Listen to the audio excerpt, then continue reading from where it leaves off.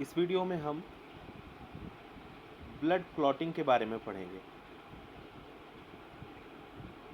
तो देखिए, जब भी लीकेज होता है ब्लड वेसल में या इंजरी होती है ब्लड वेसल में, है ना, तो वो आपके लिए हार्मफुल हो सकती है, बिकॉज इससे बहुत सारा ब्लड लॉस हो सकता है और ब्लड प्रेशर डाउन हो जाएगा आपकी बॉडी का और फिर आपकी डेथ हो सकती है। तो ब्लड के अंदर जो प्लेटलेट्स होते हैं वो इसको रोकने के लिए होते हैं, आपको हार्म कम से कम हो उसको रोकने के लिए। अब क्या होता है, जब कभी भी टिश्यू डैमेज होता है या सेल डैमेज होता है, तब तो ये जो प्लेटलेट्स होती हैं वहाँ पर वो रप्चर हो जाती हैं। रप्चर यानी ब्रेक हो जाती हैं। और एक बार ये प्लेटलेट्स डिसइंटीग्रेट हुई या रप्चर हुई, टिश्यू डैमेज, है ना, टिश्यू डैमेज से क्या होगा, प्लेटलेट्स रप्चर होना स्टार्ट हो जाएंगी, यानी ब्रेक होना स्टार्ट हो जाएंगी। So once the platelets start to rupture, we see a substance is released which is called as thromboplastin. So a substance is released by platelets which is called as thromboplastin. So in presence of calcium,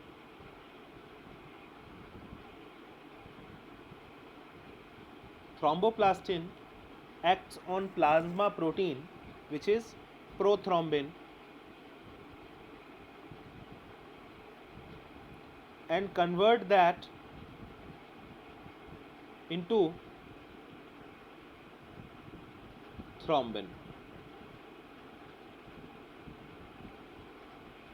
तो हुआ क्या, हमारे injury हुई, platelets rupture हुई, platelets rupture होने से thromboplastin निकला।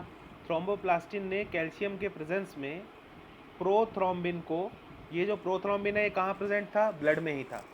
ये प्लाज्मा में पाया जाने वाला एक प्रोटीन है और ये प्रोथ्रोम्बिन है, ठीक है ना। अच्छा, प्रोथ्रोम्बिन के बनने के लिए हमें ज़रूरत होती है विटामिन के की। तो विटामिन के अगर विटामिन के होगा हमारी बॉडी में तो प्रोथ्रोम्बिन बनेगा, और प्रोथ्रोम्बिन हमारे ब्लड में घूमता रहता है प्लाज्मा में। जब कभी भी थ्रोम्बोप्लास्टिन आता है और कैल्शियम आयंस भी होते हैं, तब क्या होता है, ये प्रोथ्रोम्बिन कन्वर्ट हो जाता है थ्रोम्बिन में, ठीक है ना।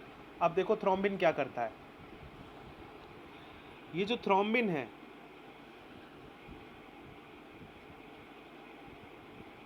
Thrombin, this thrombin in presence of calcium ions help in conversion of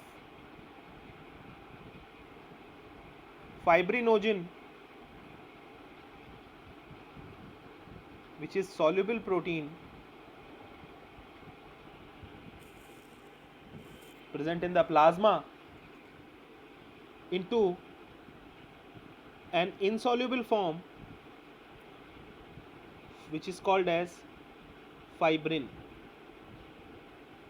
और ये कैसी फॉर्म है, इनसॉल्युबल, जिसको आप क्या बोलते हैं, क्लॉट। तो हुआ क्या, थ्रोम्बिन आया, थ्रोम्बिन ने कैल्शियम के प्रेजेंस में ही, हमारे ब्लड में फाइब्रिनोजिन नाम का एक प्रोटीन और घूमता रहता है प्लाज्मा में, उस फाइब्रिनोजिन को जो कि सॉल्युबल फॉर्म में था उसको इनसॉल्युबल फॉर्म में कन्वर्ट कर दिया, यानी अब वो कन्वर्ट हो गया किसमें, फाइब्रिन में। और फाइब्रिन को ही हम क्लॉट कहते हैं, इस फाइब्रिन को ही हम क्लॉट कहते हैं। तो ये पूरा का पूरा जो साइकिल है ये क्लॉटिंग का साइकिल है, और जिसमें लगभग 2 से 5 मिनट लगते हैं, 2 से 5 मिनट इसमें लग जाते हैं। और अगर गहरे कट लग जाए हमको, छोटे मोटे कट लग जाए तो 2 से 5 मिनट, और डीप कट लग जाए तो 4 to 10 मिनट्स, इतना टाइम हमको इसमें लगता है। तो ये है ब्लड क्लॉटिंग। और ब्लड क्लॉटिंग में आपने देखा कि प्लेटलेट्स का कितना इंपॉर्टेंट रोल था। ये प्लेटलेट्स थी जो डिसइंटीग्रेट होने पर थ्रोम्बोप्लास्टिन को रिलीज़ करती हैं, और ये थ्रोम्बोप्लास्टिन फिर प्रोथ्रोम्बिन को थ्रोम्बिन में कन्वर्ट करता है, और थ्रोम्बिन फाइब्रिनोजिन को फाइब्रिन में कन्वर्ट करता है। और फाइब्रिन क्या होता है, मैश, जाली, एक ऐसी जाली जो सॉलिडिफाई हो जाती है और हमारे घाव को भर देती है, एक क्लॉट टाइप का डेवलप हो जाता है, ठीक है ना। और फिर आप लास्ट में देखते हो जहाँ पर भी क्लॉट हो जाता है वहाँ से एक लिक्विड बाहर आता है बाहर की तरफ, जिसको हम बोलते हैं सीरम। तो serum is the liquid which is expelled from the clot. जहाँ कहीं भी आपका क्लॉट जमता है वहाँ पर से सीरम बाहर आ रहा होता है, दैट इज़ द सीरम। तो this is about blood clotting which is very important for you to understand.